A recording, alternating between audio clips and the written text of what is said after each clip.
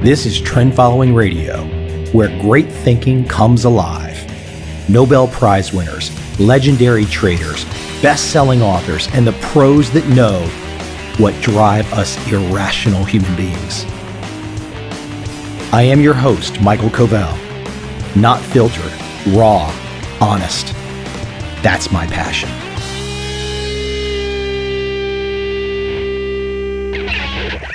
Audiobooks.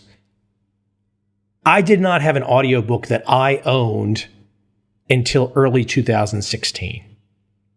Now there are 4 audiobooks under my name in conjunction with Audible. 2 versions of Trend Following, The Complete Turtle Trader, and Trend Commandments. All with the same voice narration, a great guy named Joel, who I actually was introduced to by Jack Schwager. True story, Jack actually did not like him, picked someone else, and I said, Jack, I'll take the guy you don't like. He resonated with me. So far, so good. Thousands and thousands of audiobooks sold over the last just about 1 year. I mean, that's pretty wild to me for these trading books. I just did not understand the demand. It's clear that some of you out there are so addicted to audiobooks, and I don't say addicted in a bad way, but you're so addicted, you don't want anything else. So I get it. I know I will never be able to do another book without having an audiobook at the same time. That's just how it's done in the modern world. A few excerpts today that I think you'll enjoy. First, the afterword to my newest Trend Following book, actually written by Larry Hite. I'm so lucky that Larry was willing to say such kind things about me and my work. Just awesome stuff. And one little hint, I hope, fingers crossed, there will be big news about Larry Hite in the months to come. I hope so. Fingers crossed. So let me jump right in with my voice narrator, Joel. And by the way, before I jump into Joel, I just don't have, not the patience, but there's a real skill to doing these voice narrations. Maybe if I was going to a studio, working with a team, because I did the voice narration for my film Broke, but maybe if I was going to a studio with a real team, it would make it easier. But man, some of this stuff takes a long time. I just don't know if I have the patience. Anyways, enough of the backstory. Let me jump right into the afterword of my Trend Following book with Larry Hite. Afterword. No good decision was ever made in a swivel chair. General George S. Patton, Jr. When I started trading in the commodity futures markets over 40 years ago, the industry didn't even have a name. Today, the business has grown to the point where there are myriad ways to describe the funds that operate and their many styles of investing. The particular discipline of trading that I practiced, even before the nomenclature existed, is now plainly and aptly termed trend following.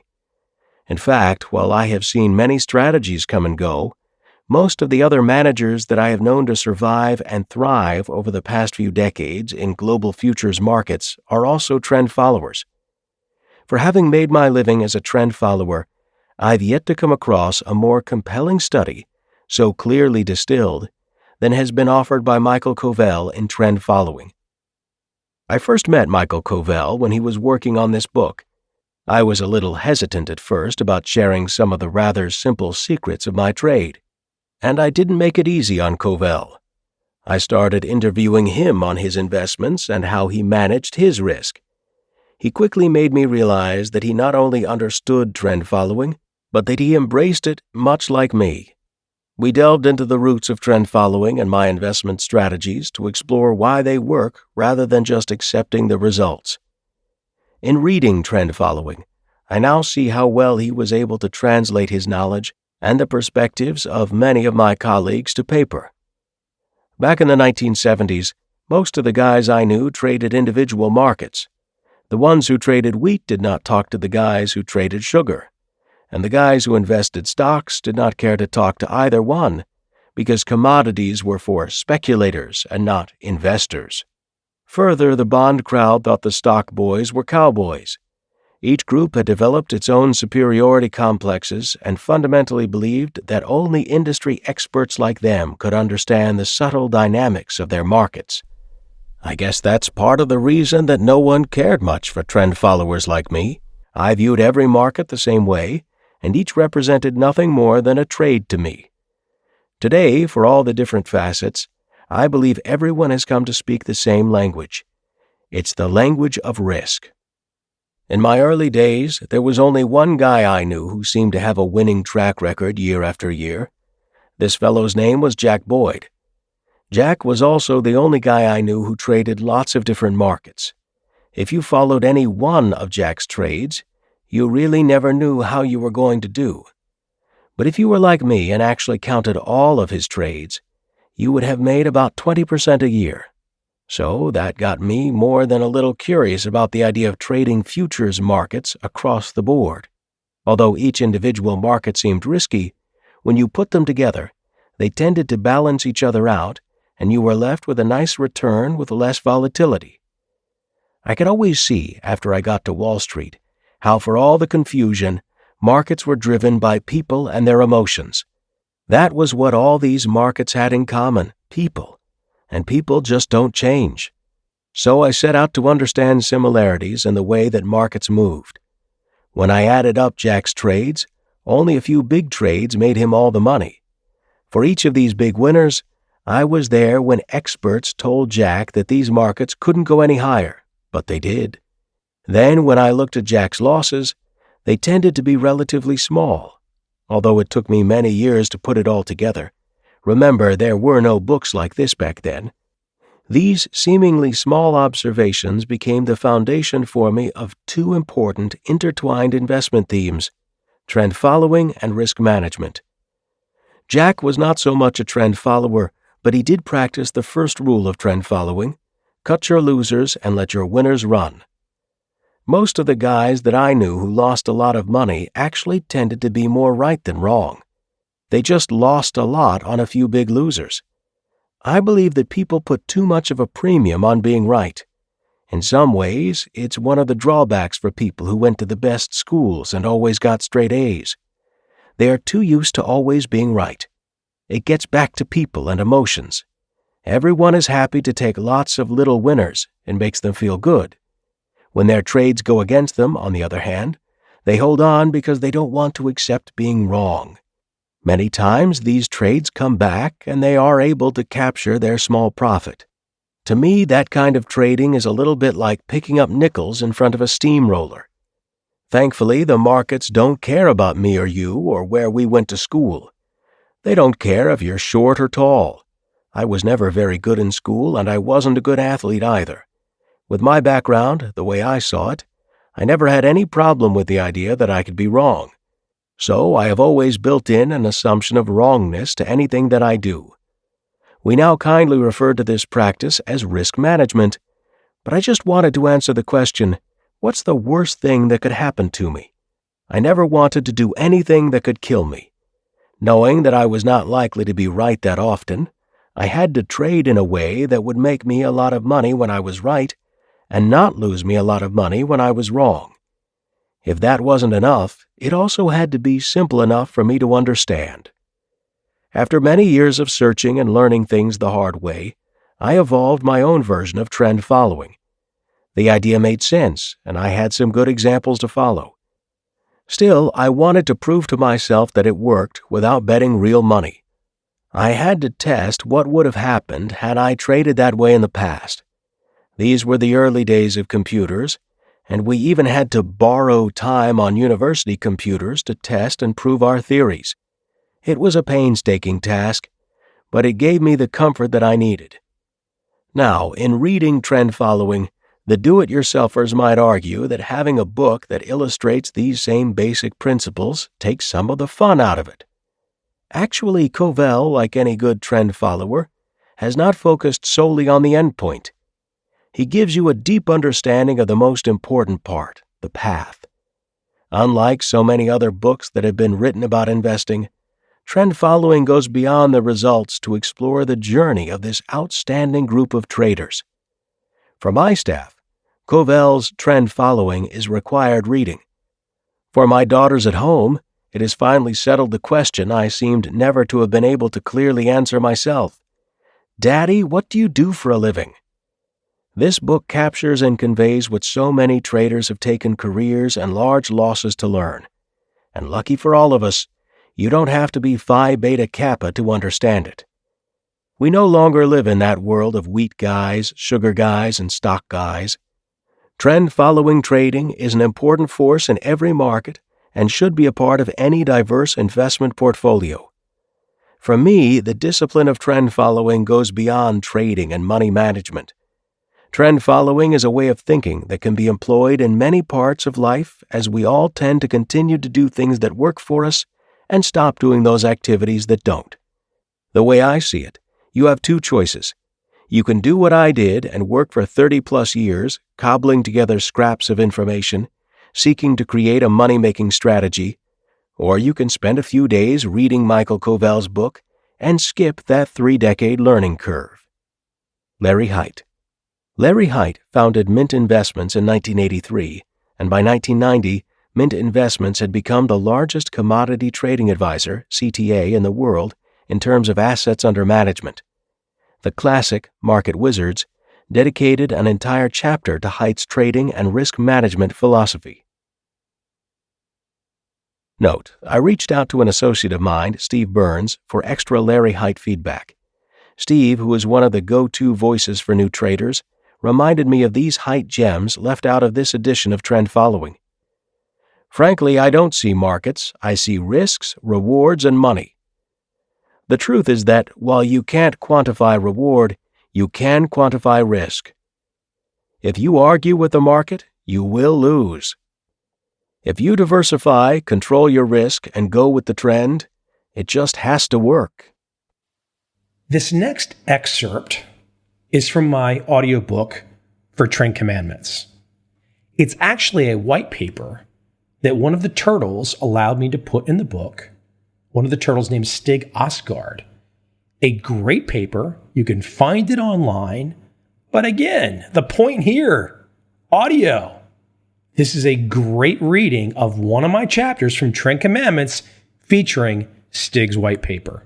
Oh, by the way, the white paper, The Origins of Trend Following. Just fantastic research that Stig did. Let's jump right in, or I will just keep rambling on about whatever.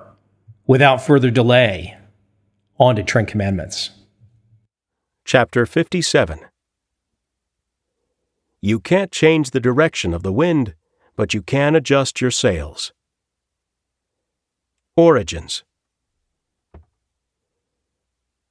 Stig Osgard is a turtle trader, a trader covered in my second book, The Complete Turtle Trader. He graciously allowed his history of trend following to be reprinted in Trend Commandments. Although trend following has been a popular trading philosophy for many years, surprisingly little has been written about its origins and history. This is partly due, no doubt, to the scarcity of available information prior to the early 20th century, and because until about 50 years ago, trend following as a philosophy had not been completely articulated. To be sure, by the early 1950s, many trend-following methodologies were in common use, and may have been for centuries, but the underlying concept had not been fully defined or even given a name. One reason for this paucity of early information is suggested by the following part of the term trend following. The implication is one of passivity, of reaction, rather than of bold, assertive action, and human nature shows a distinct preference for the latter. Also, trend following appears to be too simple of an idea to be taken seriously. Indeed, simple ideas can take a long time to be accepted. Think of the concept of a negative number, or of zero. Simple to us, but problematic to ancestors. But, for whatever reasons, people learn easily from the past only that which the participants of the time choose to reveal, and above that, what their chroniclers found interesting enough about which to write. People know the stories of the plungers, the manipulators, and their corners, of Daniel Drew, Jay Gould, James A. Patton, and Arthur Cutten, but little of the lesser-known traders or followers sitting on the sidelines analyzing the markets, perhaps more successfully than their legendary contemporaries. Nevertheless, history is not completely in the dark. There are things to be revealed by looking back into history. Let's deconstruct the subject. Is trend following one thing or is it many? Certainly it has, at least today, many manifestations. There are breakout systems, moving average systems, volatility systems, and many others, all of which can be considered to be trend following in nature. But these are the particulars. What are the universals? What is trend following's basic nature? As a first attempt at definition, I would suggest that trend following has two natures. It is at one level a phenomenon of the human psyche, an expression of the Keynesian animal spirits that percolate from the deepest levels of man's being. This type of trend following is spontaneous, inductive, adaptive, and evolutionary, a burst of conformity to innovations in the immediate environment. At this level, the masses have always been trend followers, not only in financial matters, but also in terms of music, art, clothing, and basic worldviews. But the other level of trend following is something else entirely. This is the meta level, which sits above the tableau of material and psychological cause and effect, allowing participants to observe the behavior of the markets as a whole, and to design intelligent, premeditated responses to market action. This is the level of trend following from which we as traders should, and usually do, operate. Now, although trend following at this meta level can certainly become complex, still its essential elements can be simply stated. They are three. 1. To initiate positions based on the perceived direction of the trend. 2. To hold positions based on the perceived direction of the trend. And 3. To liquidate positions based on the perceived direction of the trend. There is also possibly a fourth thing, as suggested above. It is to do all of these things systematically, on the basis of logical relationships or mathematical formulations. But I do not think that this is an absolute requirement. It is certainly possible to be a subjective trend follower, or to combine systematic and subjective elements in a trend-following system. In fact, I believe that some great traders did indeed include subjective elements in their methodologies. Here, however, I will focus on the systematic aspect. And here again, the systematic nature of trend following can be simply stated. Generally, though not invariably, trend following systems look for their implementation only at the movement of prices. The basic perception is that if a market's price is going to make an exceptional move in one direction or another, it will first make a moderate move in that direction, leading to the conclusion that if an initiation can be made at that moderate level, the remaining portion of the trend can be followed for a significant period of time thereafter and liquidated at a profit. This scenario is not always expected to be true, of course, but if it is true often enough, and to a significant degree enough, then it may lead to profitable trading in the long run. As much as people can associate trend following with human nature, no one knows who the first trend followers were. If there is no known beginning, one is created. You can say something about a part of trend following, specifically of the three elements of trend following mentioned above, initiation, holding, and liquidation. It is the middle part, staying with the trend, that has had a reasonably long pedigree. A number of the speculators and plungers of the past, when asked about their trading strategies, said that they held on to their positions as long as possible, i.e., they stayed with the trend. As one example, consider the economist and trader David Ricardo, who flourished in the London markets from the 1790s until about 1818. A large trader in consols, bonds, and stocks, he accumulated a large fortune from his speculations, which afforded him the leisure to focus on his primary interest in life, economics. Exactly what his methodologies were is not known, but it is to him that one of the most famous sayings in all of trading history is attributed: "Cut short your losses, let your profits run on." This is good advice, no doubt. It has survived to the present time and is expressed often.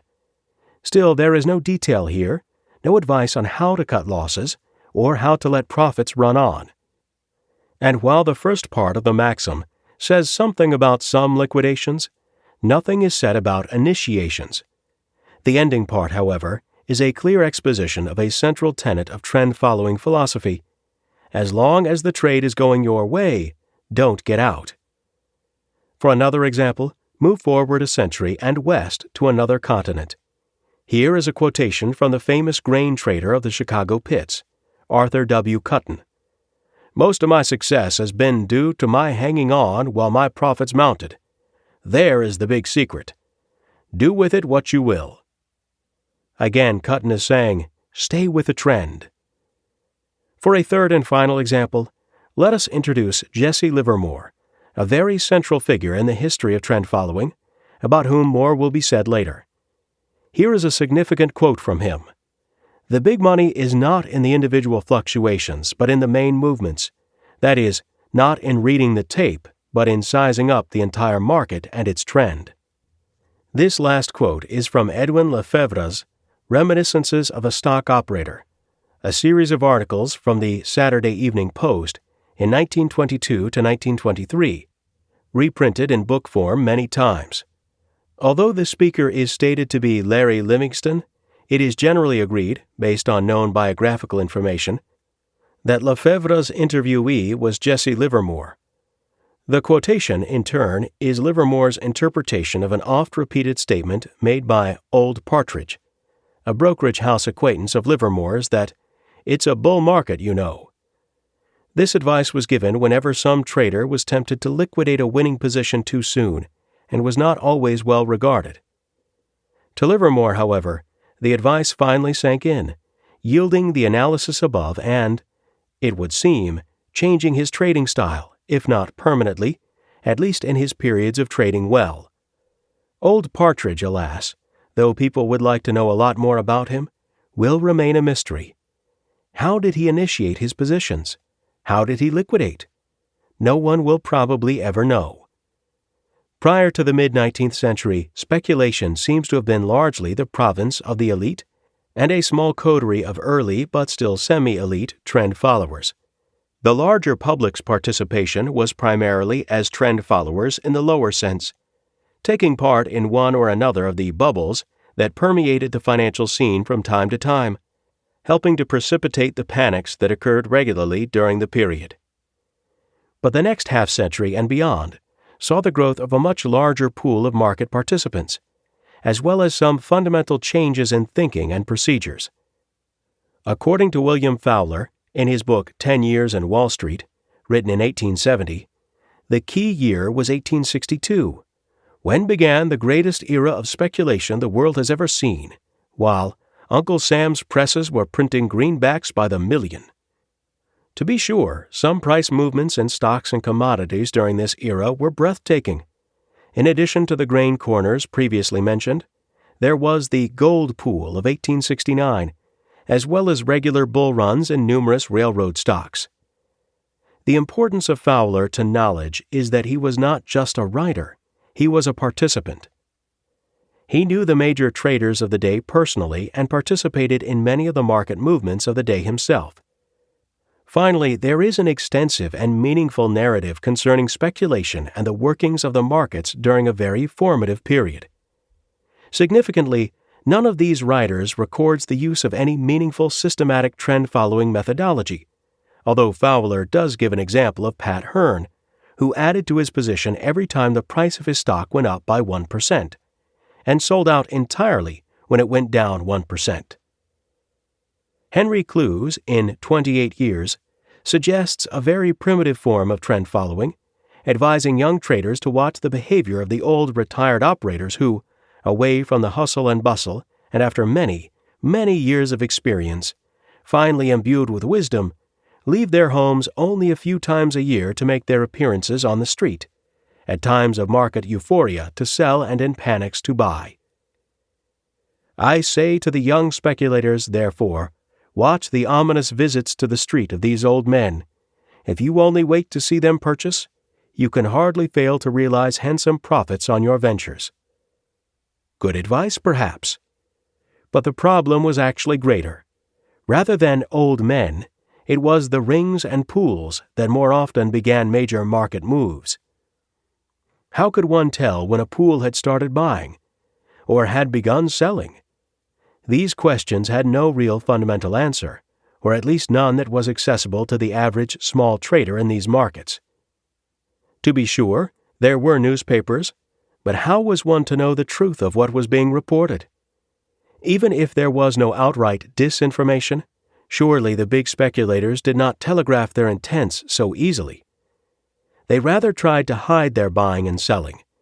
So, for the small trader, the question was a technical one, to be answered by observing who was doing the buying and selling, to whatever extent that was possible, or by watching the price action of the stock itself and the volume. And so I would argue that the technical approach to trading, including trend following, came about not by design, but by necessity. Speculation in the 19th century was, it would appear, rich in practice but poor in theory. What was needed was an approach that could step back from the fray, observe the actions of the marketplace from an objective distance, and contemplate the nature of price fluctuations and swings over the period of days, months, and years. Were there meaningful patterns hiding in the ebb and flow of prices? Could knowledge of these patterns be the basis for trading the markets? Was there a theory that might provide structural, systematic underpinnings for a true trend-following model? In fact, such a model was being developed, if incompletely, as the century was drawing to a close. The model was called Dow theory, based on the concepts originated by Charles H. Dow in a series of articles in the Wall Street Journal between 1899 and 1902, expanded upon by William Hamilton between 1903 and 1929, and refined by Robert Rea in 1932. Inasmuch as Dow theory defines a bull market as a series of higher highs and a bear market as a series of lower lows, the rudiments of a trend-following strategy become apparent. One buys on the breakout of an old high and sells on the breakout of an old low. Of course, there are further rules dealing with confirmation and volume, but as a bare-bones system, the above will suffice, recognizing, of course, that the methodology can be applied to individual equities and commodities as well as averages. The Dow theory is, I believe, the earliest modern expression of an objective trend-following system, inasmuch as it defines precisely, as long as one can define precisely, what constitutes a meaningful high or low, the entry and exit levels for trend-following trades. Further, the methodology can be generalized and parameterized. Different levels of breakouts can be used, moving averages of prices can be used, etc. Dow theory is certainly the grandfather of trend-following methodologies. Indeed, one can argue that subsequent methodologies are mere refinements of it. Dow theory itself is not very mathematical. Rather, it makes logical observations about current and past prices to determine the direction of the market. This innumeracy is not surprising, since the theory was developed long before the advent of the computer. Nor is it surprising that the earliest offshoots of Dow theory continued in this observational, structural mode of analysis. Robert Prechter, for example, states that R.N. Elliott developed his wave methodology through contemplation of Dow theory. Richard W. Schabecker, Robert D. Edwards, and John McGee also recognized Dow theory as seminal to their thinking, with Edwards and McGee's book, Technical Analysis of Stock Trends, for example, devoting 3 chapters to the subject. Indeed, Technical Analysis of Stock Trends, first printed in 1948, as well as its predecessors, Schabecker's Technical Analysis and Stock Market Profits from 1932 and Profits in the Stock Market by Harold M. Gartley in 1935, are milestones in the development of trend-following methodology. Given the focus in these books on technical patterns, such as flags, pennants, triangles, head and shoulders patterns, etc., it may seem peculiar to associate these books with trend following, but the point behind being able to distinguish such patterns is precisely to recognize signals for trend beginnings, continuations, and ends. To quote from Edwards, Profits are made by capitalizing on up or down trends, by following them until they are reversed. Aha! The terms trends and following, separated by only the space of a word, suggestive of an underlying trading philosophy supporting the myriad of details. The second book, by William D. Gann, titled Truth of the Stock Tape, first published in 1923, also emphasizes the trend. The way to make money is to determine the trend and then follow it. Indeed, the focus in this book and other works of Gann's that followed was, in one way or another, to take trades in the direction of the market's trend. Perhaps to the surprise of some, Truth of the Stock Tape is a very conventional work, given Gann's later reputation for esotericism and astrology.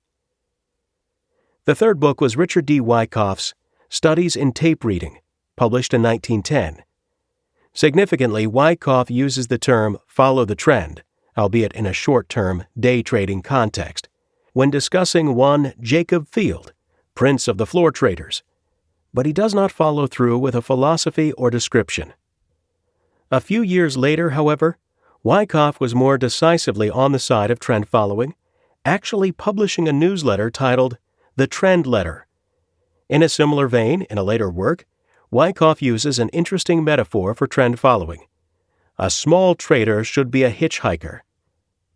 But with respect to using charts as a means for profitably trading the markets, Wyckoff was skeptical. Let anyone who thinks he can make money following a figure chart or any other kind of chart have a friend prepare it, keeping secret the name of the stock and the period covered. Then put down on paper a positive set of rules which are to be strictly adhered to, so that there can be no guesswork. Each situation will then call for a certain play and no deviation is to be allowed.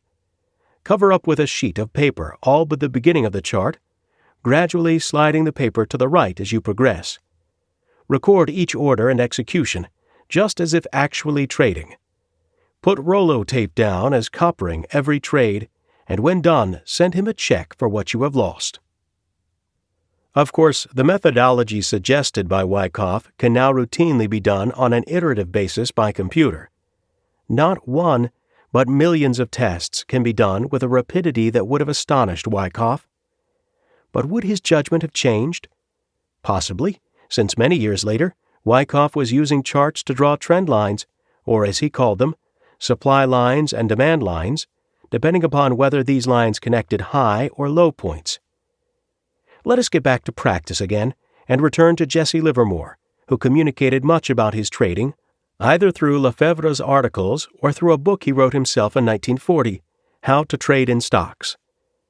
The early Livermore can be considered to have been at least partially a trend follower, inasmuch as he began his trading program in a small way at first, only adding to his line if the market went in his direction, and abandoning it otherwise, essentially the advice of Dixon Watts in 1891. He was also apparently a breakout trader, at one point describing a stock that was bouncing back and forth between two price levels, but observing that eventually either buying or selling would become stronger, and the price will break through the old barrier. This breakout, then, would define the line of least resistance. Later he says, "Well, when the price line of least resistance is established, I follow it." Going forward to 1940, Livermore can more definitely be considered to have been a trend follower in that, in How to Trade in Stocks, he advocated the use of specific buy and sell signals based on his analysis of the perceived trend. At one point, Livermore uses the term following the trend directly. It may surprise many to know that in my method of trading, when I see by my records that an upward trend is in progress, I become a buyer as soon as a stock makes a new high on its movement, after having had a normal reaction. The same applies whenever I take the short side. Why? Because I am following the trend at the time. My records signal me to go ahead.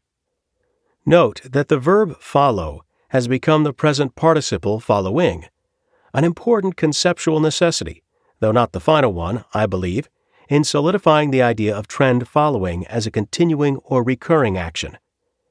Central to Livermore's philosophy was the recording of pivotal points, or intermediate highs and lows, These pivotal points were in part the same thing as Dow theory intermediate highs and lows, or Edwards and McGee's basing points. Initiation and liquidation signals were based on significant movement away from these pivotal points, either 3 or 6 points, depending upon the type of rally or reaction that was being considered for a stock selling above $30. Thus, Livermore's formula was not a breakout system nor a trendline system, but rather a type of filter rule, though a bit more complicated than the typically tested sort. The parameters used were arbitrary, but according to Livermore, based on much experience. Today, you can optimize parameters by computer to save time. Livermore's method certainly has some appeal, but one cannot help thinking that it might have been better understood and traded if it were chart-based. But Livermore was not a chartist. Personally, charts have never appealed to me. I think they are altogether too confusing. In addition to the work of Edwards, McGee, Livermore, and the others, the 1930s and 1940s saw several other advances relating to the theory and evidence for trend following. One of the more interesting studies came from the Cowles Commission for Economic Research, now the Cowles Foundation at Yale University, in 1937. Written by Alfred Cowles III, founder of the institution, and Herbert E. Jones, this study investigated the probabilities of sequences of rises and falls in stock market prices over several time horizons, ranging from 20 minutes to 7 months. Its conclusion was that, yes, there was a tendency for the market to continue in the same direction as the period before. In short, there was a serial correlation, at least from one period to the next. There was trendiness, and some justification for the use of trading methodologies that might today be called trend following. In summary, the study states, this evidence of structure in stock prices suggests alluring possibilities in the way of forecasting. In fact, many professional speculators, including in particular exponents of the so-called Dow theory, widely publicized by popular financial journals, have adopted systems based in the main on the principle that it is advantageous to swim with the tide. Also worthy of note was a 1949 article in Fortune, Fashions in Forecasting, by Alfred Winslow Jones. Yes, that Alfred Winslow Jones, originator of the hedge fund concept and founder of the first hedge fund. In the article, Jones analyzes many of the then-current stock forecasting techniques, such as Mansfield-Mills buying and selling curves, Dow theory, and other methods having trend-following characteristics. His explanation of trend following revolves around acceptance of the undoubted fact of momentum in psychological trends. The process he describes sounds something like George Soros's reflexivity. Thus, a movement in the stock price once underway generates unrealistic optimism or pessimism, so that the trend of prices then carries through and beyond some point of central value. After that, turned by profit-takers or bargain hunters, with the basic forces of supply and demand altered, the market pendulum starts back and passes again through and beyond a point of reasonable value, wherever it may be. Therefore, the chances are worth considering that once a trend has reversed itself to some measured extent, as determined by the Dow theory, or the penetration of a moving average or trend line, the new trend will continue far enough to make it worth following. It is notable that Jones uses the exact terms trend followers and trend following in his article, but the meaning of the words perhaps differs from its usage today. For example, when he states that what Mills and Lowry have are still trend-following tools, with all their advantages and limitations, he seems to mean something more like trend lagging, such as when a moving average turns higher after a trend has already begun. In other words, trend following was not yet a fully formed concept. Trend was not yet a noun adjunct, nor following a gerund. The individual who finally made the connection was perhaps William Dunnigan, a trader, technical analyst, and writer who ran a business cycle forecasting company in Palo Alto, California in the 1950s. Dunnigan had many books and other publications to his credit, beginning with the academic Forecasting the Monthly Movement of Stock Prices in 1930, and following with a more technically oriented mimeographed publication called Trading with the Trend in 1934, to name two. His major works, however, came out in the early and mid-1950s. Dunnigan is perhaps best known today for his thrust methodologies and one-way system. But his overall market perceptions were broad and deep. He had a knack for verbal innovation, including the invention of terms such as trap forecasting and continuous forecasting, used to distinguish between those trades designed to capture quick profits, catching the market in a trap, and those with an indefinite duration, whose exit levels were determined on a day-to-day basis, depending on market action. Starting with these perceptions, the transition to trend following is not an arduous one, for if a market is trapped into a directional commitment at the point of, say, a breakout, i.e. it generates a signal, then continuous forecasting takes over until the next trap, to liquidate or perhaps reverse, is signaled. But if that is the model, then is the forecasting part of the formulation really necessary? Is not the process rather one of monitoring the market for the occurrence of the next trap, and then, when it occurs, acting upon it? Ultimately, in his 1954 work, New Blueprints for Gains in Stocks and Grains, that is what Dunnigan concluded, giving us some of the earliest articulated insights into the philosophy behind trend following. We think that forecasting should be thought of in the light of measuring the direction of today's trend, and then turning to the law of inertia, momentum, for assurance that probabilities favor the continuation of that trend for an unknown period of time into the future. This is trend following, and it does not require us to don the garment of the mystic and look into the crystal balls of the future. And again, let us believe that it is possible to profit through economic changes by following today's trend, as it is revealed statistically day by day, week by week, or month by month. In doing this, we should entertain no preconceived notions as to whether business is going to boom or bust, or whether the Dow Jones Industrial Average is going to 500 or 50. We will merely chart our course and steer our ship in the direction of the prevailing wind. When the economic weather changes, we will change our course with it and will not try to forecast the future time or place at which the wind will change. William Dunnigan today remains an underrated trading researcher, although he was highly, if not widely regarded in his day, even by academic economists. Elmer Clark Bratt, for example, refers to Dunnigan's Trading with the Trend in his Business Cycles and Forecasting, one of the premier economics textbooks of his day. Intermediate movements in the stock market do not last any stated length of time, so we never know just when a rally or a reaction will take place. What has been called trading with a trend by Dunnigan appears to be the only important forecasting principle which can be derived. Next in line among the pioneers of trend following was the much better known Richard Donchian, whose article Trend Following Methods in Commodity Price Analysis appeared in the Commodity Yearbook of 1957.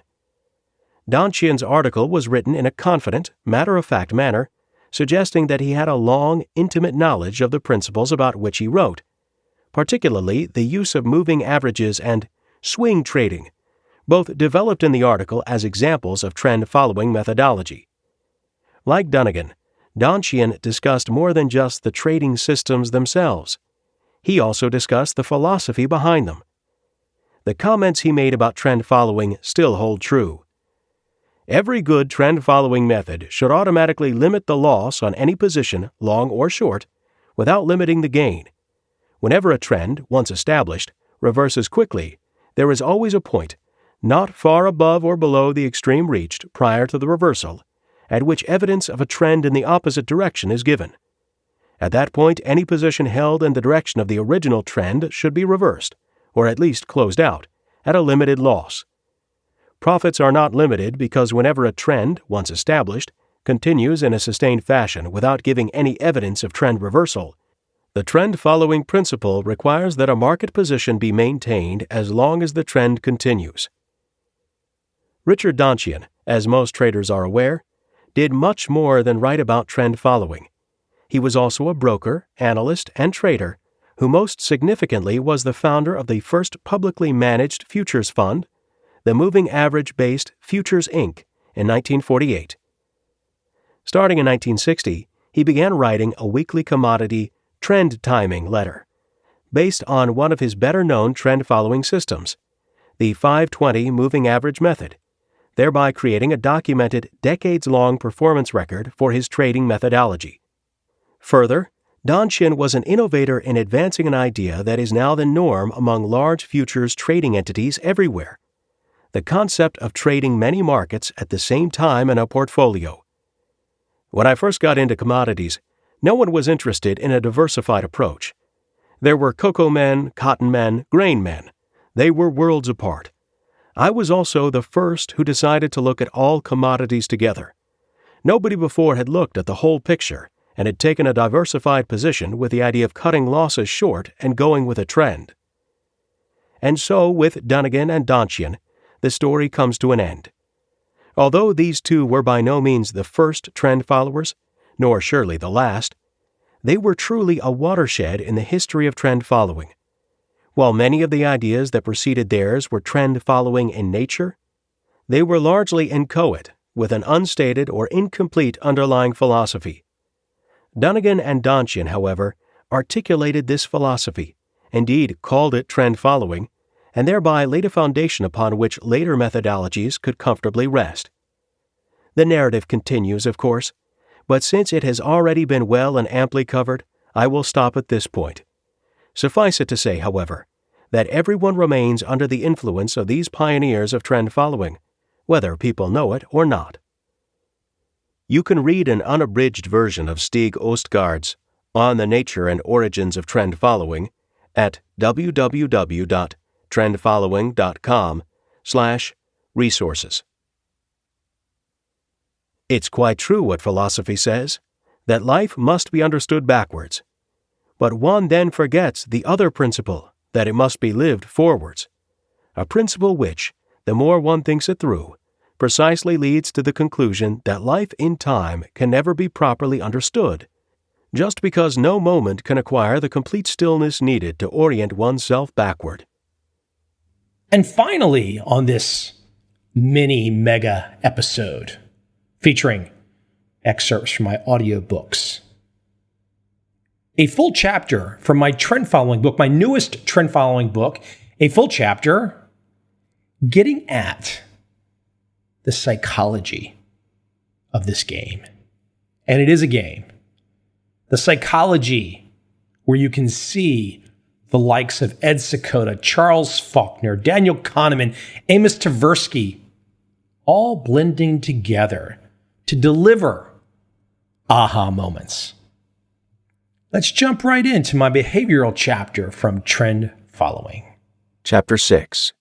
Human Behavior. Human nature never changes, therefore the stock market never changes.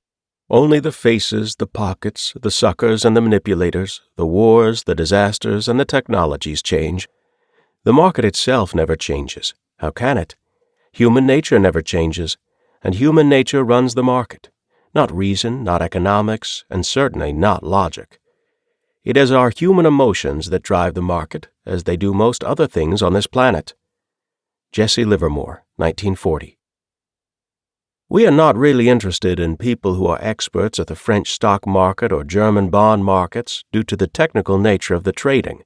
It does not make a huge monster infrastructure. Neither Harvard MBAs nor people from Goldman Sachs. I would hate it if the success of Chesapeake was based on my being some great genius. It's the system that wins. Fundamental economics are nice, but useless in trading. True fundamentals are always unknown. Our system allows for no intellectual capability. Jerry Parker. Trend following is as much about observing and understanding human behavior as it is about moving averages, breakouts, and position sizing. Understanding human behavior and how it relates with markets is commonly referred to as behavioral economics or behavioral finance. It evolved from the contradiction between classical economic theory, EMT, and reality.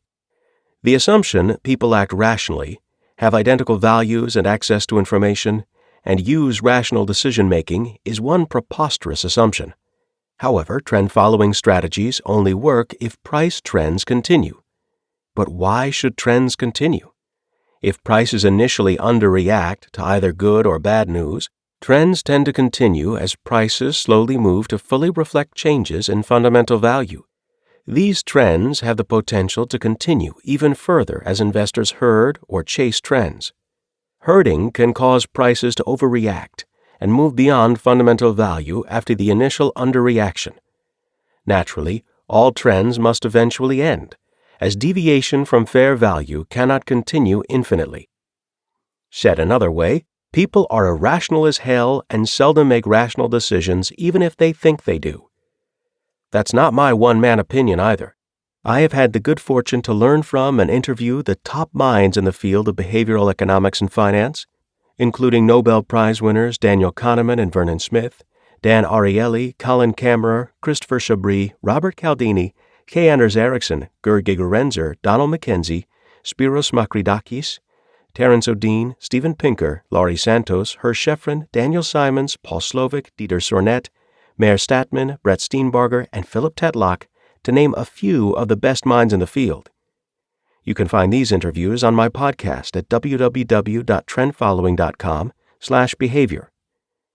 You can see their contributions to the academic nomenclature, confirmation bias, sunk cost fallacy, availability heuristic, attentional bias, frequency illusion, anchoring, contrast effect, clustering illusion, insensitivity to sample size, neglect of probability, anecdotal fallacy, halo effect, in-group bias, curse of knowledge, illusion of transparency, and hindsight bias, to name a few of hundreds. I believe you can also see their work and all these assorted biases conceptualized inside systematic trend-following strategy. I have yet to see another rules-based approach that tackles EMT's deficiencies head-on while giving credence to the behavioral school and then tying it all together with irrefutable proof in the form of month-by-month track records going back literally decades. Prospect theory.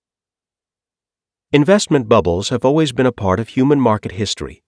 For example, 17th century speculators in the Netherlands drove prices of tulip bulbs to such absurd levels, some bulbs were priced more than houses.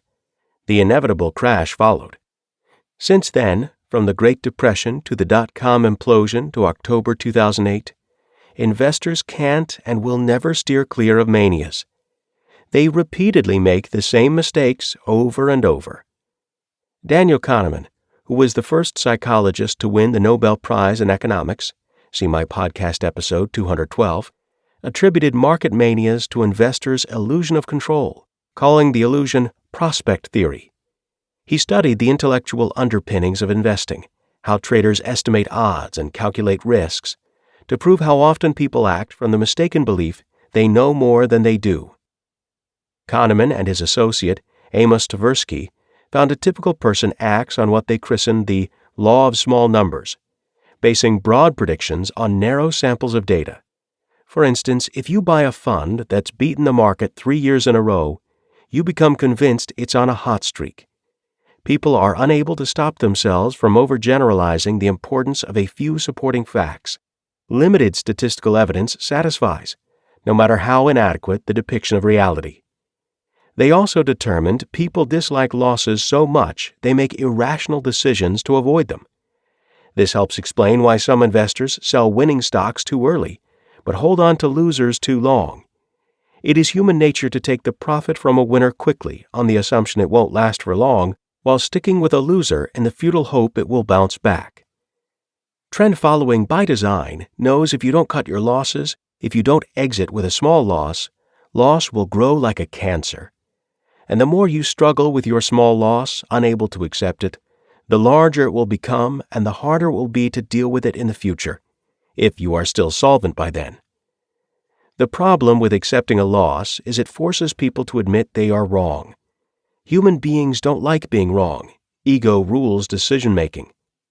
Accordingly, a discussion of why investors are their own worst enemies starts with sunk costs. A sunk cost is a cost that has already incurred that you can't recoup, one you don't get back. Thinking in sunk costs lets you see a loss for what it is, a loss. Although sunk costs should not influence present decisions, humans have a hard time letting go. An investor might buy more of a stock even though it is tanking because of their initial decision to buy it. I am right. That investor archetype can then say proudly, I bought on a discount. Now, if the price of the stock never goes up again, as is so often the case, his theory implodes with a concrete lesson of a big loss. Take your small loss and go home is the trend-following pièce de résistance. However, too many market players are ambivalent when dealing with sunk costs. Although intellectually people know there is nothing they can do about money already spent and they should move on, emotionally people dwell and worry literally their whole lives. An experiment with a $10 theater ticket demonstrates the irrationality of sunk costs. Kahneman told one group of students to imagine they have arrived at the theater only to discover they have lost their ticket. Would you pay another $10 to buy another ticket? A second group was told to imagine they were going to the play but hadn't bought a ticket in advance. When they arrive at the theater, they realize they have lost a $10 bill. Would they still buy a ticket? In both cases, the students were presented with essentially the same simple question. Would you want to spend $10 to see the play? 88% of the second group, which had lost the $10 bill, opted to buy the ticket. However, the first group, the ticket losers, focusing on sunk costs, tended to ask the question in a different way. Am I willing to spend $20 to see a $10 play? Only 46% said yes. This wide spectrum of market behaviors and biases that guarantee losses is endless. These behaviors, the antithesis of trend following, include lack of discipline. It takes an accumulation of knowledge and sharp focus to trade successfully. Many would rather listen to the advice of others than learn for themselves. They are lazy when it comes to the education needed for trading. To quote Fox Mulder's office poster in The X-Files, I want to believe. Impatience. The human mind has an insatiable need for action. It might be the adrenaline rush or the gambler's high. Proper trading, however, is about patience and objective decision-making, not action addiction. No objectivity. The inability to disengage emotionally from the market kills investors, literally. Losers in the market marry positions. They have no prenuptial agreement with the market. Greed. The quick money types aim to pick tops or bottoms in the hope they'll be able to time trades to guarantee profits. Their desire for quick profits blinds them to the real hard work for winning. Refusal to accept truth. Media types can't believe truth is price action. As a result, they follow every other fundamental variable, an impossibility, setting the stage for inevitable losses. Impulsive behavior. Gamblers often jump into a market based on the morning paper's lead. But by the time news has been published, markets have discounted it. Thinking if you act quickly, somehow you will beat everybody else in the great day-trading high-frequency race is the grand recipe for your failure. Inability to stay in the present. You can't spend your time thinking about how you're going to spend your profits. Trading because you have to have money is the state of mind that keeps you from ever finding the goal. False parallels. Just because the market behaved one way in 1995 or 2015 does not mean a similar pattern today will give the same result tomorrow. There is little doubt if you try to bridge the gap between the present and the future with your market predictions, you will be in a continual state of uncertainty, whether you admit it or not. Scientists have investigated the impact of extended uncertainty. The conclusion? People react the same way to uncertainty that other animals do when faced with a threat, shifting into fight or flight mode. Some don't like that fatalistic conclusion, as it leaves them feeling like cognitive cripples. Yet unlike the animal's environment, where the threat passes quickly one way or another, human lives are spent in constant stressful situations, many of which never go away or ever arrive. According to neuroscientist Robert Sapolsky, human beings, unlike other animals, can and often do experience stress by imagining stressful situations. For 99% of the beasts on this planet, stressful situations include about 3 minutes of screaming terror after which the threat is over or you are over. Humans turn on the exact same stress response thinking about 30-year mortgages. Yet while thinking about a mortgage is not life-threatening, the stress is probably going to last much longer than 3 minutes. The biggest public health problem in the developed world 50 years from now will be depression. Traders not prepared for the inevitability of loss will become depressed when they lose money. They will look everywhere except inside, blaming others or events to avoid taking responsibility for their actions. Instead of understanding their own emotional state, they chase easy bucks and holy grails to avoid real thinking. It's a cat chasing its tail while running in circles. You see, some want more money, but feel guilty about admitting those true feelings. A few have lots of money, but want even more and feel guilty. Take a moment to think through your motivations for trading. If you have any reason for trading other than to make money, find something else to do, get a dog, whatever, and avoid the stress. There is nothing good or bad about money. Money is a tool, nothing more, nothing less. Ayn Rand articulates non-judgmental and rational attitudes about money. You think that money is the root of all evil? Have you ever asked what is the root of money? Money is a tool of exchange, which can't exist unless there are goods produced and men able to produce them. Money is the material shape of the principle that men who wish to deal with one another must deal by trade and give value for value. Money is not the tool of the moochers, who claim your product by tears, or of the looters, who take it from you by force. Money is made possible only by the men who produce. Is this what you consider evil? Human behavior should reflect a rational approach to money. People are supposed to refuse to pay too much for a watch because of the social cachet of a label, but they still pay. They are supposed to make intelligent, objective choices that maximize wealth and financial security, but they don't. Then what is the motivation behind someone who runs up credit card debt at 25% interest, but would never think of dipping into savings to pay off that debt? What is the explanation for people who spend time researching a new car or designer kitchen, but when it comes time to invest, they refuse to learn and then trust some kid banker fresh out of college with their life savings? Cognitive dissonance is in play. Some problems run deeper, springing from limiting, unconscious beliefs. For instance, a trader who has labeled himself a 1-4 trader, or who learned as a child the biblical story, "It's easier for a camel to pass through the eye of a needle than for a rich man to enter the kingdom of God," may subconsciously sabotage his trading to respect his beliefs. They're deeply ingrained in us. But if all ethical people think money is bad, who's going to get the money? David Harding knows deep in his bones the need for proper risk thinking in all of life. At the University of Cambridge, he created a professorship to help improve people's understanding of the mathematics of risk. Questions requiring a scientific ability to assess the chances of something happening or not happening arise all the time. Here are some examples. Following the poisoning of the Russian ex-spy Alexander Litvinenko, traces of polonium-210 were found at various locations in London he had visited. Statistically, how probable is it that someone who visited the same locations at a later stage would contract radiation poisoning? An apparently healthy woman is judged to be at risk of breast cancer and is advised to undergo a mastectomy. Should she do so?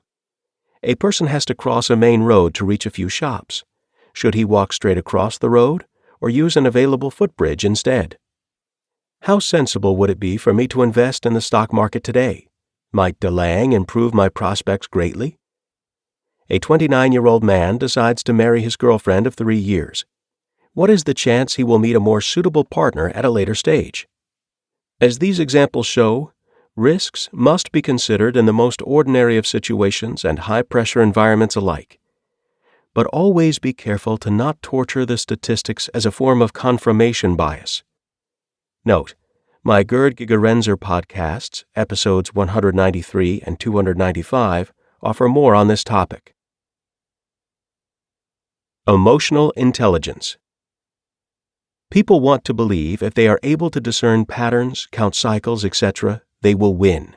As a result, they are constantly making connections and drawing parallels not there.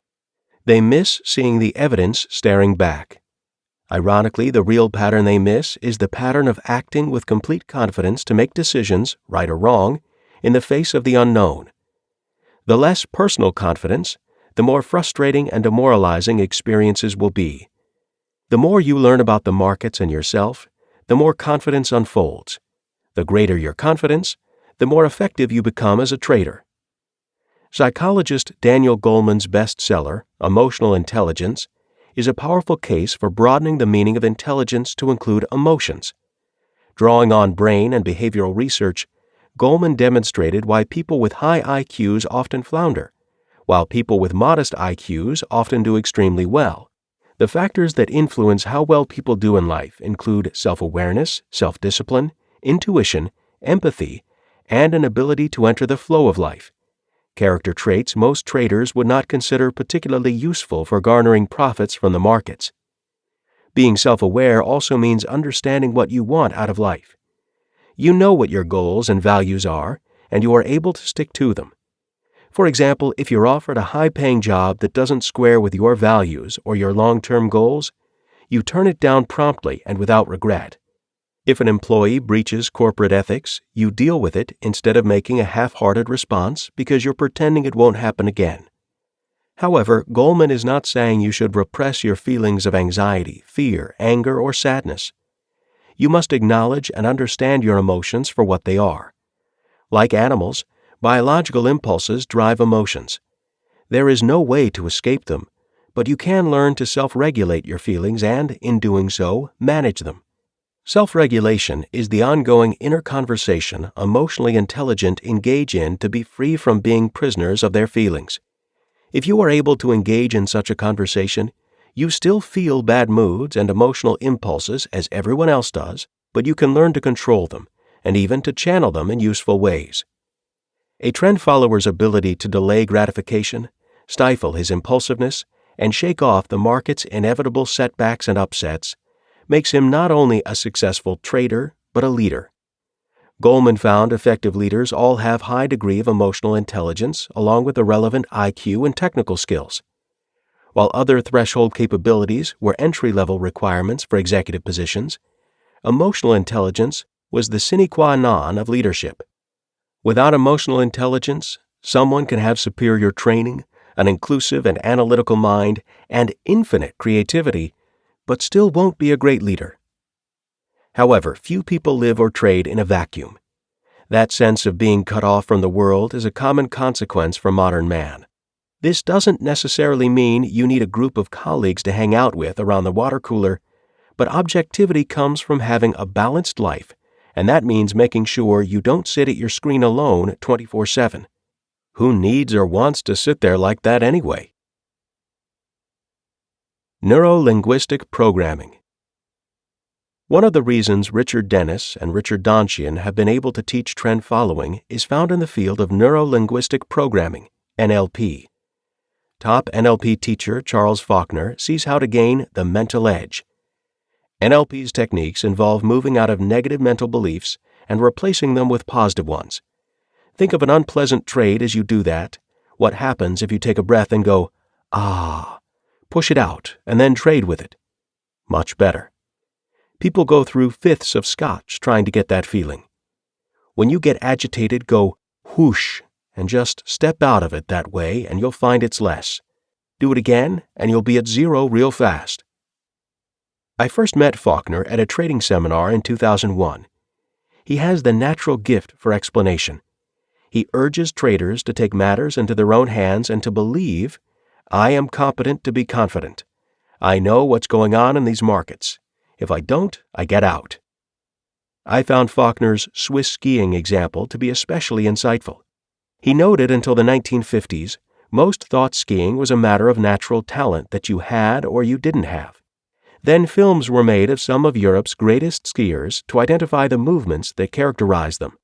It was found that all had certain techniques in common. All kinds of people could learn to be good skiers if the movements that made a great skier and the essence of their skills could be identified to be taught to others. This essence of skills was called a model, and the model, or set of basic principles, could be applied to any endeavor. Trading Tribe. Ed Sakota has served as a teacher and mentor to hundreds of traders in his Trading Tribe, a global network of groups of traders who meet to work through challenges. The Trading Tribe is an association of traders who commit to excellence, personal growth, and supporting and receiving support from other traders. Sakota's tribe works on the psychological and emotional issues crucial to successful trading, and life for that matter. Faulkner relays a story about his finely honed intuition. I am reminded of an experience that Sakota shared with a group. He said when he looks at a market that everyone else thinks has exhausted its uptrend, that is often when he likes to get in. When I asked him how he made this determination, he said he put the chart on the other side of the room, and if it looked like it was going up, then he would buy it. Of course, this trade was seen through the eyes of someone with deep insight into the market behavior.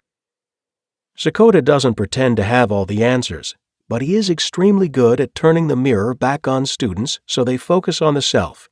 His precision with language forces one to pay attention. One of his students broke down his teachings into breathing exercises. For me, an immediate connection to yoga and meditation. The mind is a filter, letting only some information in. When you're designing systems or setting stops, it's an ever-present part of what you do. My goal is to get in touch with those subconscious processes. A lot of what Sakota does is a breathing technique to achieve an altered state of consciousness where you somehow relax your conscious filters. We did it both unstructured and in a structured way, with ideas to concentrate on, such as, why do I always do this when I'm trading? I am nearly 5 years into my yoga practice. If you have never tried it, please do. In my experience, it is my single best tool to declutter the mind. You may also enjoy my podcast episode with Andy Puddicombe, number 261, a meditation expert. More bullet point insights from my conversations with Sakota, podcast episodes number 208 and 355. One use of the Trading Tribe process, TTP, is to locate and dissolve the feelings that stand between you and following your system. When you notice all things happen now, and when you take responsibility for your experience, you notice that even noise results from your intention. At that point, you can clarify your intention and remove the noise. The entire length of the chain of events exists in the ever-evolving moment of now, and at all points of now, you might choose to see your result equals your intention. Alternatively, you might choose to avoid responsibility, especially for the noise, and then try to find exogenous causes. Analysis leads to solving and fixing. TTP leads to dissolving and noticing things already work right. Incontrovertible solvers tend to use TTP as an analytical tool until they happen to experience a desire to solve things. Take responsibility for your experience and see intentions equal result. Deny responsibility, and a delta between intentions and results may appear. Your real trading system is the set of feelings you are unwilling to experience. In tracking your feelings and in tracking the markets, take whatever comes up and go with it. Trying to force a feeling is like trying to force a market. You might find some joy in the process of allowing feelings and markets to come and go as you experience them. It might seem counterintuitive that a successful trader would spend significant time delving into feelings, but Sakota is blunt. It is a dominant idea in Western society that we should separate emotion and rationality. Advances in science show that such a separation is not only impossible but also undesirable. Many legendary trend followers have known about these advances in science for 50 years. I wonder if they should have also been awarded Nobel Prizes for prospect theory because their track records are the single best market examples of the theory in action. Curiosity, not PhDs. Try and recall what it was like to experience simple, childlike curiosity with no agenda other than to know. The curiosity I'm talking about is open-ended and enthusiastic. Kids have wide-eyed wonderment when they take apart their first toy to figure out how it works. Emotional issues aside, many traders remain fixated on academic intelligence as their only path to get to the top. William Eckhart, co-father of the Turtles, knows their energies are misplaced. I haven't seen much correlation between good trading and intelligence. Some outstanding traders are quite intelligent, but a few are not. Many outstandingly intelligent people are horrible traders. Average intelligence is enough. Beyond that, emotional makeup is more important. When it comes to being an outstanding trader, emotional intelligence, EQ, is as important as IQ. Shoot, let's face it, it's way more important. When people are conditioned to appear book smart, they are afraid to be curious, afraid to fail. They think by asking questions they'll be perceived as ignorant, although in truth, by not questioning the world, people get into even more trouble, that is, lose money. Still, the issues for others might be more nuanced. They don't fear the question, but fear the answer. Yet the answer might be the information that requires a legitimate integration into your life, or it might prove you dead wrong. Open-ended curiosity lets you take a step back and see everything for what it is right now in the moment of now. However, like clockwork, many spend time listening to someone feed information or instruct them. They are judged on how well they can regurgitate information back to whomever offered it. When it comes time to take responsibility for decision-making, too many are waiting for someone to lead them. Curiosity has been lobotomized from the masses. Government father figures provide comfort and safety, even if they are artificial and unreliable. For example, in the book Memos from the Chairman, Ace Greenberg told his then employees, "Our first desire is to promote from within. If somebody with an MBA degree applies for the job, we will certainly not hold it against them. But we are really looking for people with PSD, poor, smart, and a deep desire to be rich degrees. They built this firm, and there are plenty around because our competition seems to be restricting themselves to MBAs." Recall the 2008 Wall Street escapade. All of the so-called best and brightest traders, those armed with Ivy League educations and Goldman Sachs pedigrees, they imploded, only to be bailed out by the government. They played by the rules their whole life. They went to the right schools. They were at the right investment banks. They had fabulous CVs back to first grade. They were rewarded for playing the role. But then 2008 hit. I am sure many went back to school for an MBA or PhD in the hope if they could learn more rules, then it would be okay. But ignoring opinions and contributions of others to be right is not particularly pleasing behavior, as Charles Faulkner notes. One doesn't have to be a student to want to please people or want to be right. I would claim serious students and professors know there is much they don't know and are less interested in what is right. On the other hand, those that know little often feel the need to be in the right about it. People-pleasing is an entirely different dimension, though people that need to be right are usually experienced at ignoring others and therefore failing to please them. Sigmund Freud goes to the heart of curiosity imbalances. What a distressing contrast there is between the radiant intelligence of the child and the feeble mentality of the average adult. As simplistic as it sounds, maintaining childlike wonder and enthusiasm keeps mental doors open for fresh insights. It is very possible to disengage your ego and think of yourself as still evolving, but there will be some heavy lifting on your end. Commitment. You must be committed to winning. If you don't want to win and don't have it deep in your gut, there's a good chance you don't have a snowball's chance in hell to win. Commitment to trend-following trading is the same commitment you would make to any new endeavor in life. If you're committed to excellence, you will figure it all out one way or another. No commitment? Then you lose. Pony up to the bar for a pint and kvetch. For example, if you're trying to be a pro baseball player, you keep pushing. You never give up. By the time you get to the major leagues, it was years of work. However, the only reason you have that outcome is because you made the commitment at the outset to win. Everyone wants the big leagues and big money, but most are not committed to making it happen with relentless drive. Charles Faulkner, always seeking to tone me down, sees it differently. I see it more as a matter of choosing between what is in accord with your nature or changing your nature to accord with your dreams. Most people don't recognize this as a choice point. Few realize it is possible to hold dreams constant and vary behavior until they are good at what they need to be good at.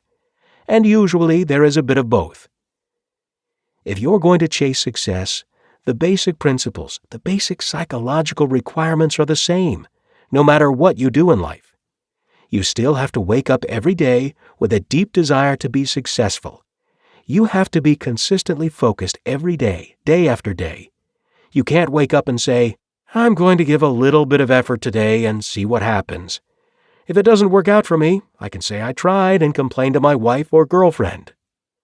You can't jump helter-skelter because the newspaper or some journalism student posing as a market analyst blurts out, "Here's the get-rich-quick scheme for today." That's not the real way achievement works. Behave like that and you will fail. Consider simple trading do-nots from Amos Hofstadter, the wise sage of famed trend-following incubator Commodities Corporation. Don't sacrifice your position for fluctuations. Don't expect the market to end in a blaze of glory. Look out for warnings. Don't expect the tape to be a lecturer. It's enough to see that something is wrong. Never try to sell at the top. It isn't wise. Sell after a reaction if there is no rally. Don't imagine that a market that is once sold at 150 must be cheap at 130. Don't buck the market trend. Don't look for the breaks. Look out for warnings. Don't try to make an average from a losing game. Never keep goods that show a loss and sell those that show a profit. Get out with the least loss and sit tight for greater profits. Hofstadter also saw the dangers inherent in human nature. Fearful of profit and one acts too soon. Hope for a change and the forces against one. Lack of confidence in one's own judgment. Never cease to do your own thinking. A man must not swear eternal allegiance to either the bear or bull side. An individual fails to stick to facts. People believe what it pleases them to believe. Imagine those simple rules were handed out in January 2008 to every investor with their life savings in index funds, mutual funds, etc. Hofstadter was telling you how to avoid October 2008 long before it ever happened.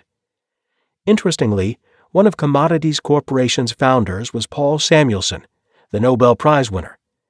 In 1965, Samuelson published a version of the efficient markets hypothesis that described a world in which all reliably predictable events are priced right and only surprises would remain. Only surprises would remain? That is the textbook definition of an elephant in the room. I wonder if WikiLeaks has the secret documents with passive indexer proponents on record giving their creative rationalizations to Barry Samuelson's 1965 surprise insight. But Samuelson was no dummy. He had his 1970s, 80s, and 90s fortune in Commodities Corporation's trend-following system, the utilitarian named TCS, Technical Computer System, and he made a bloody fortune from it. Samuelson gave credit where credit was due to trend following. Amos Hofstadter was the most remarkable investor I ever knew. Summary food for thought. Kaizen. Anfangen ist leicht. Beharren eine Kunst. Grit. Love the grind. Sam Carpenter. For too many of us, slowing down to examine things is not entertaining. And that's too bad because it is mandatory that we understand the machinery of our lives if we are to modify that machinery to produce the results we want. Peter Thiel. One of the things that's striking about talking to people who are politically working in D.C. is it's so hard to tell what any of them actually do. It's a sort of place where people measure input, not output. You have a 15-minute monologue describing a 15-page resume, starting in 7th grade.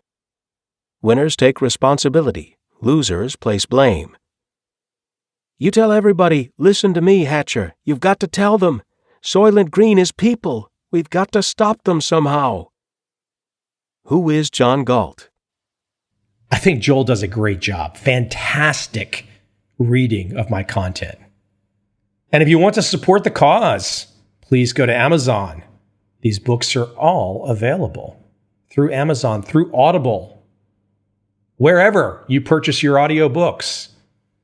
The print copies are not too shabby either. Check them out. Again, thank you for all your support. And I got to tell you, I do have a blast with this podcast. I never stop having a blast, regardless of whatever I create for that particular week. I don't try to do the same thing. I have a hard time doing the same thing. I want to do something a little bit different every time. That drives me. Just makes it more fun. Get out there. Best of luck. Make some money. Go make a fortune. And let me hear about it. If you have some success, I want to hear your feedback. Send me an email. I'm really easy to reach. Michael@Covel.com. And if you want a free video from one of the legendary trend following traders, again, send me an email. Michael@Covel.com. Now I have to go think about what I should do for episode 600.